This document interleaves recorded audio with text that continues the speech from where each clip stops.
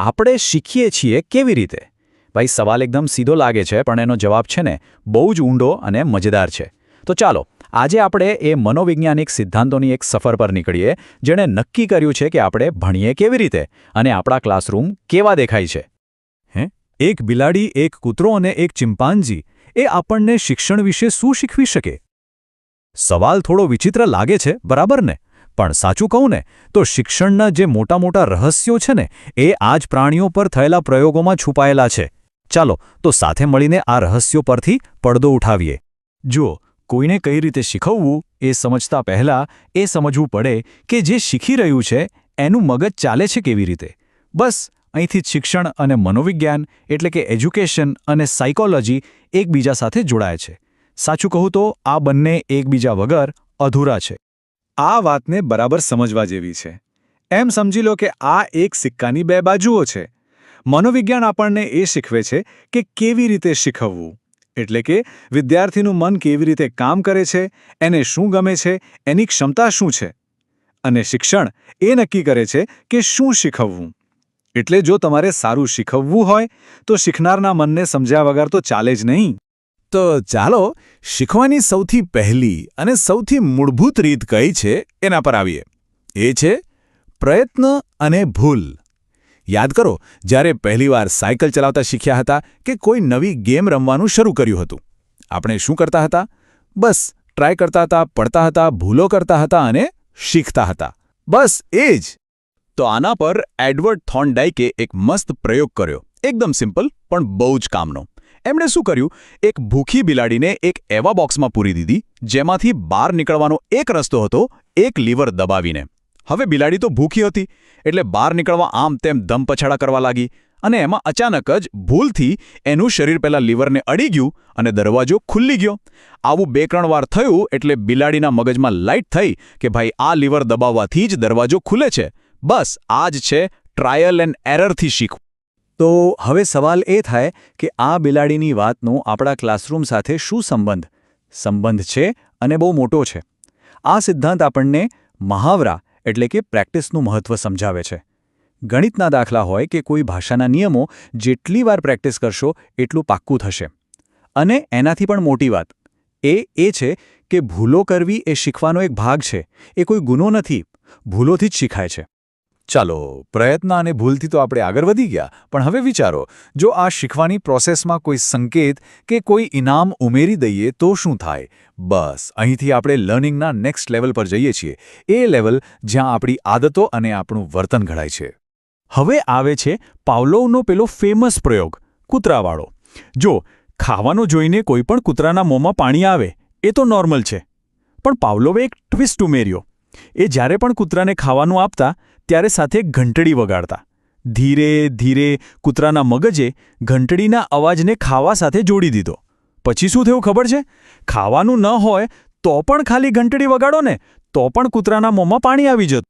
અને આ વસ્તુ છે ને આપણે રોજે રોજ સ્કૂલમાં અનુભવીએ છીએ. સ્કૂલનો બેલ વાગે અને તરત જ રિસેસનો મૂડ બની જાય છે ને. એ આ જ છે ક્લાસિકલ કન્ડિશનિંગ. આનો ઉપયોગ વિદ્યાર્થીઓમાં સારી આદતો પાડવા અને કોઈ વિષયનો ડર ભગાડવા માટે પણ થઈ શકે છે.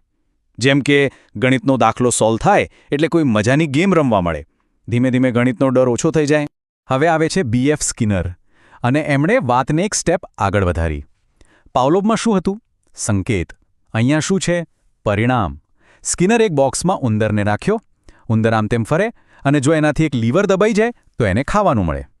હવે ઉંદરને સમજાઈ ગયું કે ભાઈ લીવર દબાવવાથી મજા આવે છે, ખાવાનું મળે છે, એટલે એ જાણી જોઈને વારંવાર લીવર દબાવવા લાગ્યો. અને આ જ તો છે પોઝિટિવ રીઇન્ફોર્સમેન્ટની તાકાત.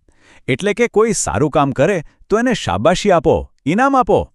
ક્લાસમાં કોઈ સ્ટુડન્ટ સારો જવાબ આપે અને ટીચર કહે વેરી ગુડ તો એનું મનોબળ વધી જાય છે. સ્કિનરે બીજી એક કમાલની વસ્તુ આપી, પ્રોગ્રામ્ડ લર્નિંગ. એટલે કે કોઈ અઘરા ટોપિકને નાના નાના ટુકડાઓમાં વહેંચી દો. એક ટુકડો શીખો, જવાબ આપો, શાબાશી મેળવો, પછી આગળ વધો. આજે જે બધી લર્નિંગ એપ્સ આવે છે ને એ આ જ ફોર્મ્યુલા પર ચાલે છે. તો ચાલો ફટાફટ આ બંને વચ્ચેનો તફાવત સમજી લઈએ, કારણ કે એ બહુ જરૂરી છે. પાવલોવના કૂતરાના મોંમાં લાળ આવવી એ એના કંટ્રોલમાં નહોતું, એ અનૈચ્છિક હતું. જ્યારે સ્કિનરનું ઉંદર જાણી જોઈને લીવર દબાવતો હતો એ સ્વૈચ્છિક હતું. એકદમ સિમ્પલ ભાષામાં પાવલોમાં સંકેત એટલે કે ઘંટડી પહેલાં આરે છે, સ્કિનરમાં પરિણામ એટલે કે ખાવાનું કામ કર્યા પછી આવે છે. ઓકે, તો આપણે અત્યાર સુધી જોયું કે પ્રયત્ન અને ભૂલથી શીખાય, સંકેતથી શીખાય, ઇનામથી શીખાય. પણ શું શીખવાનું હંમેશા ધીમે ધીમે જ થાય? ના. ક્યારેક એવું બન્યું છે કે કોઈ પ્રોબ્લેમમાં અટવાયા હોઈએ અને અચાનક ઝબકારો થાય અને સોલ્યુશન મળી જાય, જાણે બધા પઝલના ટુકડા એકસાથે ગોઠવાઈ ગયા. બસ એ જ જાદુઈ ક્ષણને કહેવાય છે આંતરસૂઝ. આંતરસૂઝ, જેને આપણે કહીએ છીએ ને આહા મોમેન્ટ અથવા યુરેકા. એ ક્ષણ જ્યારે કોઈ અઘરામાં અઘરી સમસ્યાનો ઉકેલ બસ આમ મગજમાં આવી જાય છે. આ કોઈ પ્રેક્ટિસ કે ટ્રેનિંગ નથી, આ સીધી સમજ છે. આના માટે કોહલરે સુલતાન નામના એક ચિમ્પાન્ઝી પર પ્રયોગ કર્યો, જે બહુ જ રસપ્રદ છે. સુલતાનને એક રૂમમાં રાખ્યો જ્યાં છત પર કેળા લટકતા હતા, જે પહોંચાય એમ નહોતા. રૂમમાં થોડા ખોખા અને લાકડીઓ પણ હતા. હવે સુલતાને પેલી બિલાડીની જેમ ધમપછાડા ન કર્યા. એ શાંતિથી બેઠો, પરિસ્થિતિને જોઈ, વિચાર્યું, અને પછી અચાનક એને આઈડિયા આવ્યો. એણે ખોખા એક પર એક મૂકીને ટાવર બનાવ્યો, ઉપર ચડ્યો અને લાકડીથી કેળા પાડી લીધા. આ ટ્રેનિંગ નહોતી, આ હતી આંતરસૂઝ એટલે કે સમજ. અને સાચું પૂછો તો શિક્ષણનો સાચો મતલબ આ જ છે. ગોખણપટ્ટી કરીને તથ્ય યાદ રાખવા નહીં, પણ વિદ્યાર્થીઓમાં એવી સમજણ પેદા કરવી કે તેઓ પોતાની રીતે પ્રોબ્લેમ સોલ્વ કરી શકે. આ આંતરસૂઝ જ તો ક્રિએટિવિટી અને એનાલિટિકલ વિચારસરણીનો પાયો છે. તો આટલી બધી ચર્ચા પછી આમાંથી પરીક્ષા માટે અથવા તો આપણી સમજ માટે કયા મુદ્દાઓ યાદ રાખવા જેવા છે? ચાલો એક ઝડપી રીકેપ કરી લઈએ. જુઓ, કોઈ પણ વસ્તુ શીખવા માટે 3 બાબતો ખૂબ જ જરૂરી છે. પહેલું છે પ્રેરણા, એટલે કે શીખવાની દિલથી ઈચ્છા હોવી જોઈએ. બીજું છે સજ્જતા, એટલે કે શીખવા માટે શારીરિક અને માનસિક તૈયારી. અને ત્રીજું છે પરિપક્વતા, એટલે કે શીખવા માટેની યોગ્ય ઉંમર. આ 3માંથી એક પણ ખૂટતું હોય તો શીખવામાં તકલીફ પડે. હા, અને આ શીખવાની ક્ષમતાને માપવા માટે એક ફોર્મ્યુલા પણ બનાવવામાં આવી, જેને આપણે આઈક્યુ કહીએ છીએ. એનું સૂત્ર એકદમ સિમ્પલ છે.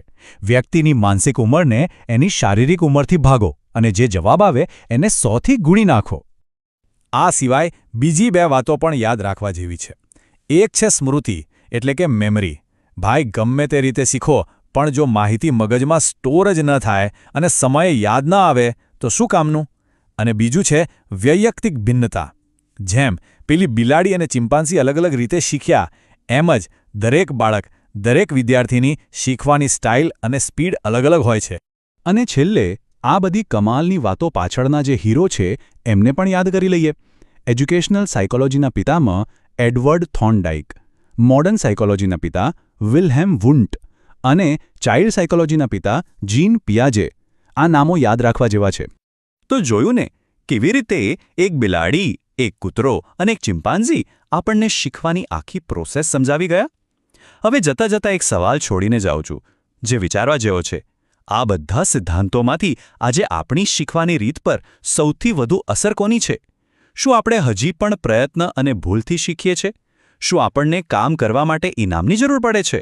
કે પછી આપણે સમસ્યાઓનો ઉકેલ આંતરસૂઝથી લાવીએ છીએ? જરા વિચારજો આના પર.